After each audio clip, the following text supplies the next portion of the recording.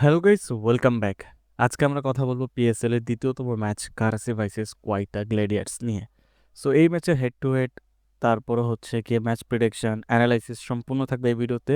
তাই যারা সম্পূর্ণ ভিডিও দেখবেন তাদের জন্য ফায়দাই থাকবে এখানে। তো চলুন অ্যানালাইসিং শুরু করি। তার আগে আপনাদেরকে নিয়ে চলি আমাদের কালকের যে প্রথম ম্যাচ ছিল সেটার প্রেডিকশনে, যে আমরা সেটার প্রেডিকশনটা বা আমরা সেটার যে আপডেটটা দিয়েছিলাম সেটা কি ছিল। সো এইখানে আপনারা দেখতেই পারতেছেন যে আমরা এখানে প্রেডিক্ট করেছিলাম বা আমরা রিপোর্ট দিয়েছিলাম এইখানে যে লাহোর এইখানে হচ্ছে কি আপডেটেড থাকবে, এবং লাহোর কিন্তু এখানে আপডেটেড ছিল। সো এরকম যদি আপনারা আরও জিনিস পেতে চান তাহলে অবশ্যই কিন্তু এই লিঙ্কটাতে জয়েন করতে ভুলবেন না। এটার লিঙ্ক নিচে দেওয়া থাকবে অ্যান্ড নাম্বারও দেওয়া থাকবে, সেখানে আপনারা মেসেজ করলে কিন্তু আপডেট ইনফরমেশনগুলো পেয়ে যাবেন। তো চলুন পুরো ভিডিও শুরু করি। প্রথমে যদি আমরা একটু ডিটেলস নিয়ে কথা বলি, এখানে দেখব কোয়াইটা গ্লেডিয়ার্স এবং কারাচি কিংস হচ্ছে গিয়ে 27 তারিখ খেলবে, দ্যাটস মিনস আজকে। এবং এটা গাদ্দাফি স্টেডিয়ামে খেলা হবে। আর এটা ইউটিউবে আপনারা লাইভ স্ট্রিমিং করতে পারবেন না, এখানে ভুল লেখা আছে। আপনাদের লাইভ স্ট্রিমিং করতে হলে কিছু অ্যাপ্লিকেশন আছে, সেখান থেকে আপনারা করতে পারেন। সো আমরা যদি এখানে ওয়েদার রিপোর্ট দেখি, টেম্পারেচার এখানে নর্মালি থাকবে। এখানে বৃষ্টি হওয়ার পসিবিলিটি 4% আছে, যেটা নর্মালি হয়ে থাকে। এবং এই ইনিংসে অ্যাভারেজ স্কোর আমার মতে এখানে 185 হতে পারে। এবং এখানে পেসারদের উইকেট নেওয়ার চান্সেস হাই থাকবে 60%। এই জিনিসটা মাথায় রাখবেন আপনারা। এবং গাদ্দাফি স্টেডিয়ামে যদি আমরা একটু রেকর্ডের দিকে কথা বলি, এখানে কিন্তু 50-50 চান্সেস থাকে। মানে ব্যাট ফার্স্ট এবং ব্যাট সেকেন্ড দুই টিমেরই কিন্তু এখানে 50-50% থাকে। এভারেজ এখানে 185-90 হাই স্কোরিং ম্যাচ এটা হবে।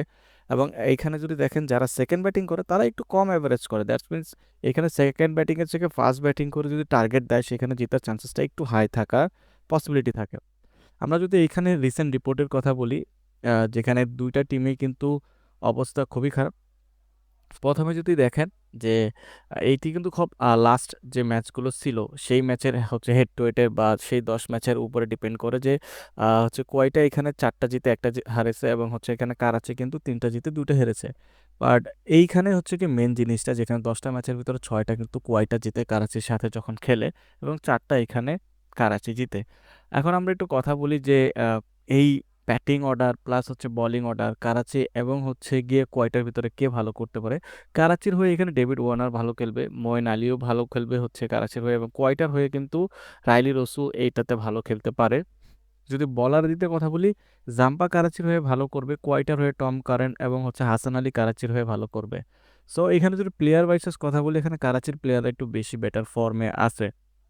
সো আজকের ম্যাচে যদি আমরা স্কোর প্রিডিকশনের কথা বলি, আমার কাছে মনে হচ্ছে পাওয়ার প্লেতে 45 রানের মতো হবে, 40 থেকে 45। এবং টোটাল যদি হচ্ছে কয়টা আগে ব্যাটিং করে তাহলে 165 থেকে 170-এর মতো করবে। এবং ম্যাচ রেজাল্ট এইখানে কারাচি উইন করতে পারে। ইফ যদি কারাচি আগে ব্যাটিং করে তাহলে পাওয়ার প্লেতে তারা 45 থেকে 55 করবে। টোটাল তারা হচ্ছে গিয়ে 75 থেকে 90-এর মতো করবে, এবং ম্যাচ রেজাল্ট এখানে কারাচি উইন করতে পারে। বাট এটা কিন্তু ফাইনাল রেজাল্ট না। আপনারা যদি ফাইনাল রেজাল্ট পেতে চান, ফাইনালি আপনারা সব কিছু জানতে চান, তাহলে আমাদের কিন্তু ইমো, হোয়াটসঅ্যাপ, টেলিগ্রামে মেসেজ করতে ভুলবেন না। সেখানে আমরা 100% শিওর শট অ্যাকুরেসির সাথে আপনাদেরকে এই জিনিসগুলো প্রোভাইড করব। সো আপনারা সেখানে মেসেজ করতে ভুলবেন না। Take care, bye by.